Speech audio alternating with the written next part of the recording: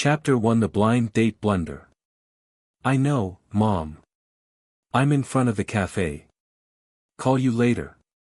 Emmanuel Lowe hung up on his mother impatiently. The 28-year-old man had never been in a relationship. After spending 7 years in the army, he retired from the military and worked at a hospital in Yeringham for 3 years. He was a gynecologist at the hospital and made $80,000 a year. Worried he would end up old and alone, Emmanuel's mother urged him to settle down. Since he had no idea where to begin when it came to dating, his mother took matters into her own hands and set him up on multiple blind dates. Thanks to her efforts, he had gone on 17 blind dates so far. Alas, wedding bells were clearly not on the horizon for Emmanuel. It was frustrating. He knew he was just going through the motions at that point. Help. Someone help me. Right before Emmanuel entered the café, he heard someone calling out weakly for help. You for your kindness, replied the old man with a smile. Emmanuel realized then that the old man's attire was at odds with his airs. Despite his tattered clothes, the old man's clean hands looked like those of a man accustomed to wealth. Still, he had no time to satisfy his curiosity. After confirming that the old man was unharmed, Emmanuel rushed into the café for his blind date. He never once considered being repaid for his kind act earlier. The café was massive and practically structured like a maze. Emmanuel's mother mentioned that his blind date was seated at table number 8. He wandered through the confusing café, but before he could locate the correct table, he stumbled into a special area. The lighting was softer there, and the floor was scattered with fresh petals. The sweet scent of flowers wafted through the air. He wondered if he had set foot in heaven. Emmanuel raised his eyes and immediately froze. A beautiful, elegant woman sat before a table in the room. It was no exaggeration to say she embodied perfection itself. The heavens clearly decided to shower all their favors on her. The woman quietly sipped her coffee with her legs crossed neatly to the side. On the table was a non-translated copy of The Power Broker. When she noticed Emmanuel barging into the room, she looked up at him in confusion and disgust. Thump. Thump. Thump. When Emmanuel recovered from the shock of stumbling upon the beautiful stranger, he realized his heart was about to beat its way out of his chest. Never once had he ever felt so attracted to a woman in his 28 years of life. The countless female bodies he had seen in his work as a gynecologist hardly appealed to him. At some point, he even wondered if he was attracted to women at all. Against all odds, it seemed, the young woman before him made his heart race like a runaway horse. Am I simply nervous, or am I already attracted to her? More surprisingly, Emmanuel noticed a large number 8 sign on the woman's table. She's my blind date. He took a deep breath to calm himself before approaching her table and taking a seat opposite her. The young woman's expression grew increasingly flabbergasted. There was even a hint of hostility in her pretty eyes. The audacity of this man.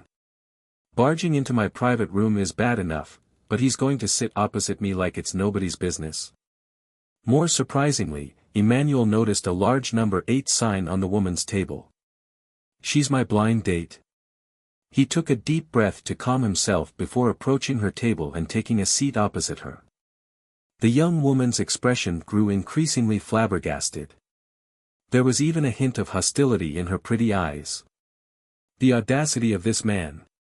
Barging into my private room is bad enough, but he's going to sit opposite me like it's nobody's business. Emmanuel ignored her expression. It was not the first time a woman had scoffed at him. They were free to go their separate ways after getting the blind date done and over with. He introduced himself, declaring, "Hi. My name is Emmanuel Lowe. I'm 28 years old, and I work as a gynecologist. I make $80,000 a year and don't own a car or a house." Any man would need an incredible amount of courage to say such things to a woman, but Emmanuel appeared unusually calm and unfazed. The young woman stared at him in shock. A moment later, her lips curved into a smirk, and she replied with an introduction of her own. Nice to meet you. I'm Mackenzie Quillen. I'm 27 years old with dual doctorates in finance and business administration from Harvard University. I made $3 billion last year, and I have a car and a house. Emmanuel was stunned. What the heck is happening? He always thought women on blind dates came with red flags. Mackenzie, however, was arguably flawless. Where's the catch? Perhaps she's mental. Or crippled. Or infertile. All sorts of fantastical theories filled Emmanuel's mind. Mackenzie smirked at his perplexed expression. The pride in her cool gaze was evident. She deliberately introduced herself to put the stranger in a difficult spot and intimidate him into retreating. As expected, awkward silence lingered in the air after her words. Ugh, forget it. Whether Mackenzie was telling the truth was beside the point. Emmanuel decided to go through all the motions so he could at least mollify his mother, even if the date did not result in a trip to the altar. He declared, I don't make much, but if you decide to date me, I promise I'll always protect and cherish you. I'll take over all the household chores so you can be a queen at home. Of course, I hope you'll allow me to preserve my masculine pride in front of my family. If we do get married, I can give you about $5,000 to $6,000 every month. It was a well-worn script that Emmanuel recited in a single breath. Mackenzie was dumbfounded at his earnest expression and apparent lack of shame at his much lower salary. A long while later, she burst into a chuckle. She had never met a man who could humor her so. What are you laughing about?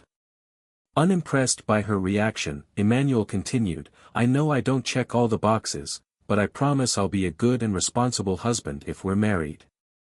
Mackenzie failed to keep in her snigger. An annoyed Emmanuel demanded, Why are you laughing, Miss Quillen? Don't you think you're being rather rude? Sir, you're a very good man. Mackenzie stopped smiling and retorted coldly, but I think you're the confused one here. I'm not here for a blind date. Huh? What is going on?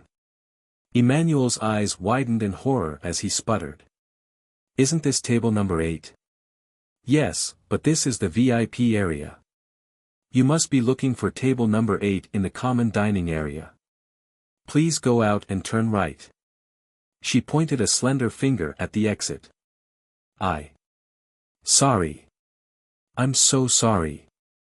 I mixed things up. Emmanuel wished he could sink into the floor in embarrassment. He jumped to his feet, ready to make a hasty escape. That was so embarrassing. How could I sit at the wrong table for a blind date? No wonder she was laughing so much. She must have thought I was shooting above my weight.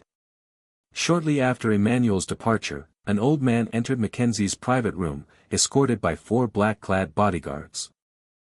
Emmanuel would have been astonished if he was still around. The old man was none other than the stranger he had helped earlier in front of the café. He implored, Perhaps this is fate, Mackenzie. You're 27, but you've never been in a relationship because of your misandry. No man would dare come near you. But that young man succeeded. He's also a kind and just person. A while ago, he helped me outside the café and didn't expect a reward for his actions. The old man's true identity was Terence Quillen, chairman of Yeringham's premier financial corporation. While his wealth could trump that of entire nations, he had a major regret in life. Terence had had 3 sons who tragically passed away before him. They either had no children of their own or only left daughters behind. Mackenzie was Terence's favorite granddaughter and next in line to helm Terence Group. Her intelligence and charisma did not change the fact that she was a woman. Before Terence met his maker, he wished his favorite granddaughter could give him a great-grandchild. That spurred him to fake his fall in front of the café and scout a decent man for his granddaughter. To his surprise, the young man who helped him earlier made a blunder of his own blind date and ended up meeting Mackenzie instead. Mackenzie remained stoically unmoved by her grandfather's words. Grandpa, he may have passed your test, but he hasn't passed mine. I'll marry him if he aces my test.